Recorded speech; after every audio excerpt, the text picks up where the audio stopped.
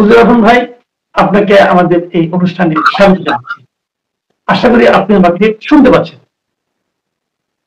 আপনাকে অনেক শুভেচ্ছা, অভিনন্দন। পহেলা বৈশাখের নতুন বছরের আপনাকে অভিনন্দন জানাচ্ছি। জি, আপনি তো পহেলা বৈশাখ, আপনাকেও শুভ নববর্ষ। কিন্তু একটা কথা, এই যে পহেলা বৈশাখ আপনি মানে অভিনন্দন জানাচ্ছেন, অনেকের কাছ থেকে অভিনন্দন পেয়েছেন, তো কেমন দেখেন আপনারা? আপনি তো অনেকদিন ধরে পহেলা বৈশাখের এই উৎসবের সঙ্গে নিজেও সশরীরে জড়িত, আপনার চিন্তায়, আপনার মননে এই পহেলা বৈশাখে একটা অবস্থান করে নিয়েছে। এই সামগ্রিক আপনার যে অবয়ব, আপনার যে অস্তিত্ব এবং আপনার যে চিন্তা, তার সঙ্গে এবারের পহেলা বৈশাখে আপনাকে কতটুকু উদ্দীপ্ত করতে পারলো অথবা কতটুকু হতাশ করতে পারলো, সব মিলিয়ে আপনার এবারের পহেলা বৈশাখের অভিজ্ঞতা এবং অনুভূতি। আপনাকে অসংখ্য ধন্যবাদ এবং আজকে পহেলা বৈশাখের শুভেচ্ছা জানাচ্ছি আমি বাংলাদেশের সমস্ত মানুষকে। শুভ নববর্ষ এবং বাইরে যারা আছেন আমাদের সবাইকে এবং অন্যান্য সবাইকে আমি আমার নববর্ষের শুভেচ্ছা জানাচ্ছি। আপনাকে আমি খুব ক্লিয়ারলি বলি,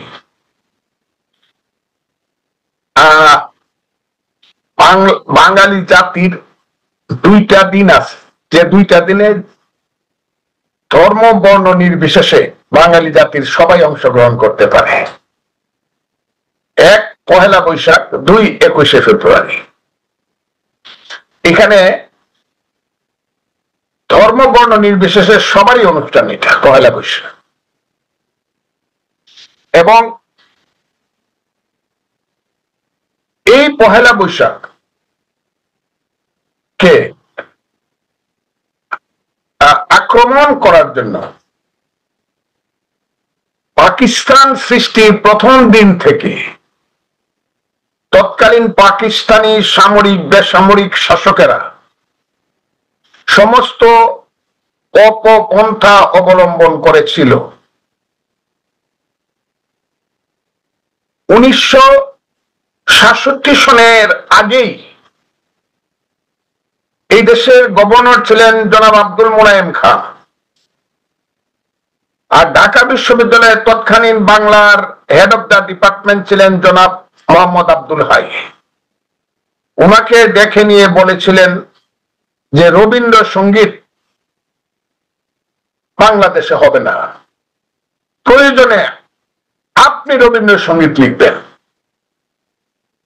তখন আব্দুল হাই সাহেব, প্রফেসর আব্দুল হাই বলেছিলেন, স্যার আপনার কথাটা ঠিকই বলছেন, আমিও সঙ্গীত লিখতে পারি, কিন্তু আমি সঙ্গীত লিখলে এটা রবীন্দ্রসঙ্গীত হবে না, এটা আব্দুল হাই সঙ্গীত হয়ে যাবে। কিন্তু তারপরেও পাকিস্তানি সামরিক বেসামরিক শাসকেরা থেমে থাকে নাই। বাঙালি জাতির সমস্ত অস্তিত্বকে বিলীপ করার জন্য তারা প্রথমেই হাত দিয়েছে বাঙালি জাতির সংস্কৃতিতে। পহেলা বৈশাখ তারা পালন করতে দিত না। অনেক জীবনের রিস্ক নিয়ে ছায়ানট নামে একটা সংগঠন 1967 সনে বাংলাদেশে বা তৎকালীন পূর্ব পাকিস্তানে জনাব ওয়াহিদুল হক এবং তার স্ত্রী, যিনি কয়েকদিন আগে মরহুম হয়েছেন, সঞ্জিদা খাতুন, কাজী মুতাহার হোসেনের সেই মানে সম্মানিতা কন্যা, তাদের নেতৃত্বে এই দেশে ছায়ানট শুরু হোক। তখন গুণী জ্ঞানী সংস্কৃতি সেবী অনেক লোক ছিলেন, যেটা এখন বাংলাদেশে অনেক অভাব। আইয়ুব মুনায়েমের চক্ষু রক্ত চক্ষুকে উপেক্ষা করে সেই ঢাকা বিশ্ববিদ্যালয়ের বটতলা থেকে 1967 সনে পয়লা বৈশাখ আনুষ্ঠানিক ভাবে এসো হে বৈশাখ এসো সেই গানের মাধ্যমে সূর্যোদয়ের সঙ্গে সঙ্গে শুরু হত। এবং স্বাধীনতার পরে নিশ্চিন্তে কিছুদিন পয়লা বৈশাখ চলেছে, মাঝে মাঝে বাধাপ্রাপ্ত হয়েছে, এমনকি পয়লা বৈশাখে মানুষকে খুন করা হয়েছে বোমা মেরে, যার বিচার আজও হয়নি। সেই বোমা মেরে খুন করার ফলেও পয়লা বৈশাখ কিন্তু থেমে থাকেনি। এবং উত্তরোত্তর পয়লা বৈশাখ বাঙালি জাতির সবচেয়ে প্রাণের অনুষ্ঠান এবং প্রাণের যে আকর্ষণ হয়ে বসেছিল পয়লা বৈশাখ। সারা বছর বাঙালি জাতির হিন্দু মুসলমান বুদ্ধ খ্রিস্টান সবাই অপেক্ষা করত দল মত নির্বিশেষে শিক্ষিত ও শিক্ষিত ইউনিভার্সিটির প্রফেসর থেকে ধরে রাস্তা রিক্সাওয়ালা পর্যন্ত পয়লা বৈশাখ আমরা পালন করবো, পানটা কখন খাবো। সেই অনুষ্ঠানটা বোধ হয় আমার মনে হয় এই জনাব মোহাম্মদ ইউনূস সরকারের সময় এসে এই প্রথম পহেলা বৈশাখ সবচেয়ে বেশি আক্রান্ত। এগুলা বলতে খুব খারাপ লাগে। এখন আমি কি বলবো, এই দেশে কেউ আছে কিনা আমি জানি না। সবচেয়ে বেশি আক্রান্ত হলো মানে কি? সবচেয়ে বেশি আক্রান্ত হলো, সবচেয়ে বেশি আক্রান্ত হয়েছে যাতে পয়লা বৈশাখ এক নম্বর হলো তার চরিত্রকে পরিবর্তন করে দেওয়া, এটা ধর্মীয়করণ করা এক নম্বর, যেটার সাথে পয়লা বৈশাখের সংস্কৃতির কোনো সংশ্লিষ্টতা নাই, ধর্মীয়করণ করা। আমি আপনাকে বলি, আজকে দুপুর 3টা থেকে রাত্র 9টা পর্যন্ত আমার বাসার পাশেই একদম শিল্পকলা, সেই শিল্পকলার গেট কিন্তু আজকে আটকানো ছিল। দেখেন আপনি, মানে অসম্ভব একটা ব্যাপার, শিল্পকলার গেট আটকানো ছিল, ওখানে কোনো অনুষ্ঠান ছিল না, দক্ষিণের গেট খোলা ছিল, সেইখানে কোনো অনুষ্ঠান করতে দেওয়া হয় নাই, কারণ মোল্লা মুন্সিরা আইসা আগে থেকে বলছে যেখানে অনুষ্ঠান করলে আমরা এই জায়গা দখল করবো। কাজে আজকে শিল্পকলার ভিতরে তেমন কোনো অনুষ্ঠান হয় নাই। শিল্পকলার বাইরে কিছু লোকজন 3টা থেকে রাত্র 9টায় 6 ঘন্টা পহেলা বৈশাখের একটা অনুষ্ঠান করেছে, এবং তার 90% লোক ছিল, আমার ধারণা, আমি যদি ভুল না হয়ে থাকি, মাদ্রাসার ছাত্র অথবা এই শ্রেণীর লোকজন, আর গান গাইছে সব। পহেলা বৈশাখ দেখি এটার কোনো নাই, এটাকে পহেলা বৈশাখকে অপমান করার জন্য যত গান আছে সব গান চিৎকার করে গাইছে, এটা পহেলা বৈশাখকে অপমান করার সামিল। মানে এক ধরনের পহেলা বৈশাখকে অপমান করার জন্য দেখছেন না, ওই যে গরু নিয়ে আইছে, জবাই করবো, এই করবো, এই করবো, আমরা এখানে শাহবাগে, এত কিছু, এটা অকল্পনীয়। এবং বাংলাদেশের সরকার নামধারী যে এখন কি বলবো, ইউনূস সাহেবের নেতৃত্বে যারা আছে তারা এটাকে খুব এনজয় করতেছেন। ইউনূস সাহেবের মতো একজন মডার্ন লোক, আমি জানতাম he is a modern person সারা পৃথিবীব্যাপী, এবং খ্রিস্টান দুনিয়াতেই তার বন্ধু বান্ধবের সংখ্যা বেশি, সব সেই ইউনূস সাহেবের আমলে। এবং একজন সংস্কৃতি সেবী এবং সংস্কৃতি লিডার ছিল, যিনি আজকে সংস্কৃতির উপদেষ্টা। তার চরিত্রের যে প্রমাণ আমি পাইলাম, পৃথিবীতে যতদিন চন্দ্র সূর্য উঠবে এবং বাঙালি জাতি থাকবে, এই ধরনের লোকজনকে কোনোদিন মানুষ ক্ষমা করবে না, এটা কিন্তু একদিন আসবে। সেই পয়লা বলবে, আপনি দেখবেন এই যে ইউটিউবাররা আসছে দেশে বিদেশে, আমি তাদেরকে আর কিছু বললাম না, বলবে হাজার হাজার মানুষ রাস্তায় নামছে, এটা খুব প্ল্যান করে মানুষকে নামানো হয়েছে। এবং এই মানুষগুলো কারা, যারা আগে এর 90% মানুষ কোনোদিন পয়লা বৈশাখে বাধা দেওয়া ছাড়া রাস্তায় নামতো না, তারাই আজকে রাস্তায় নামছে। আর যারা রাস্তায় নামতো, যারা রাস্তায় আসতো, যারা গান গাইতো, যারা আনন্দ করতো, যারা পান্তা খাইতো, যারা সবকিছু করতো, এরা কিন্তু আজকে পয়লা বৈশাখের যারা রিয়েল, যারা ফিলিংস যাদের আছে, অনুভূতি, তারা কেউ মাঠে ছিল বলে আমার মনে হয় না। এই যে অপমান, এই কারণে বলছি ব্যতিক্রম ধর্মী পয়লা বৈশাখ, এটা মানুষ মনে রাখবে অনেক দিন। হ্যাঁ, তবে যদি ইউনূস সাহেব যদি 500 বছর বাঁচে, তাইলে আমরা তো সব মরে যাব, বা 100 বছরে যদি উনি বাঁচে, আমরা তো সব মরে যাব, আমরা তো দেখে যেতে পারবো না। কিন্তু আমার ধারণা বাঙালি সংস্কৃতির উপরে এত বড় অপমানজনক আক্রমণ করিয়া ইউনূস সাহেবরা একদম পার পায়া যাবে, তাদের উপরে কোনো প্রশ্ন হবে না, এটা কিন্তু ঠিক না, এটা কিন্তু হবে। আজকের ঘটনা ঢাকা শহরের কথা, আমি চিটাঙ্গে দেখলাম বাধা দেওয়া হচ্ছে, বিভিন্ন জায়গাতে বাধা দেওয়া হচ্ছে, আমি দেখছি বিভিন্ন, এ হলো অবস্থাটা। এই ধরনের আপনার কি মনে হয় এটা কি মানে খুবই প্রি প্ল্যান ছিল, নাকি আগে যারা পহেলা বৈশাখ পালন করতো তারা কেউ মাঠে নামে নাই, এই জন্য এরা সুযোগটা পেয়েছে? অথবা এমনও তো অভিযোগ আছে যে আগে পহেলা বৈশাখকে এক ধরনের রাজনীতিকরণ করা হয়েছিল, সেই রাজনীতিকরণের না এবার না থাকার কারণে এটা এবার এরকম হয়েছে। আপনার কি এরকম কিছু মনে হয়? কেন না, আমার এরকম মনে হয় না। এবার যারা আসছে মাঠে, এদের বেশিরভাগই তারা মনে করতো পহেলা বৈশাখ তাদের অনুষ্ঠান না, যেভাবে করা হইতো, কাজে তারা আসতো না, বরং বিরোধিতা করতো। বা এটাকে না যায় স্কাম মনে করতো বা বেদাত কাজ মনে করতো, যেমন চর্মনয় পীর বলছে যে এটা বেদাত কাজ, এখানে কেউ যায় না।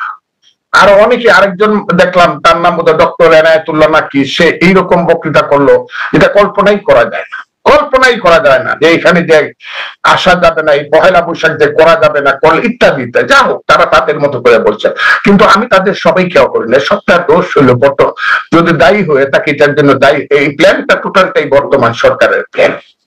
আমি খুব ক্লিয়ারলি বলি, বর্তমান সরকারের প্ল্যান। আগের যে সরকার ছিল হাসিনা সরকার, হাসিনা সরকারের আমলে বাঙালি জাতীয়তাবাদী সংস্কৃতিতে বাধা দেওয়া হতো না, কিন্তু এটাকে নিজেদের পক্ষে গ্রাস করার, নেতৃত্ব করার বা এটাকে ইনফ্লুয়েন্স করার একটা অবস্থা ছিল। কিন্তু সংস্কৃতিকে বিপদগামী করার জন্য খুব কিছু করা হতো, এটা আমার মনে হয় না। আমার মনে হয় না সংস্কৃতিকে বিপদগামী করার জন্য আওয়ামী লীগ আমলে 15 বছরে খুব কিন্তু না, এটাকে ওই নিজেদের কবজায় রাখার জন্য সবকিছু করা হতো, যেহেতু তারা ডিক্টেটর ছিল। অন্যদেরকে এখানে কাউকে করতো না, এলাও করতো না। তাদের নিজের লোকজন করবে, জোর করবে, এই করবে, এই করবে, চান্দাবাজি করবে, এইটাকে অনুষ্ঠানকে কন্ট্রোলে রাখবে, এইগুলা ছিল। এই ব্যাপারে আমি অস্বীকার। কিন্তু বর্তমানে যেটা হইতেছে, এরা থাকে আগামী বছর পহেলা বৈশাখ হবে না। হ্যাঁ, পহেলা বৈশাখ তারা তাদের মতো করে করবে। এখানে হয়তো বা, আমি এটাকে খারাপ মনে করি না, এখানে হয়তো বা ওই যে মৎস্য ভবনের সামনে গরু জবাই হবে, কথাটা বুঝছেন না? ওই যে আমার ওই রমনা পার্কে গিয়া ওখানে দেখা যাইব ওই অন্য কিছু ওয়াজ মাহফিল হইতেছে, পয়লা বৈশাখকে কেন্দ্র করে আল্লাহর কাছে ফানা চাওয়া, এটা হবে তাদের মতো করে পয়লা বৈশাখ হবে।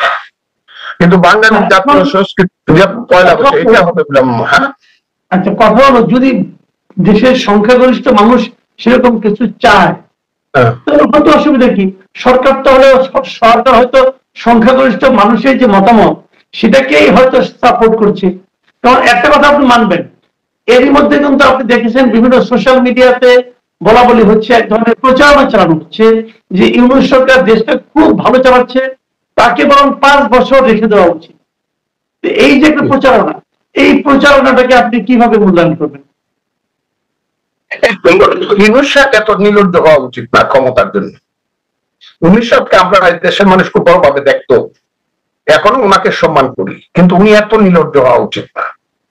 এগুলো একটা প্ল্যান প্রচারণা, এবং সেই প্ল্যান প্রচারণার পিছনে ইউনূস সাহেবের সম্মতি আছে, কিন্তু সমস্ত কাজটাই করতেছে মেশিনারি, স্টেট মেশিনারি, এবং এর পিছনের কালো শক্তি যারা সব এই যে টকশো যারা করে। এই মাত্র একটু আগে দেখলাম তারেক রহমানের 14 গোষ্ঠী উদ্ধার করলো।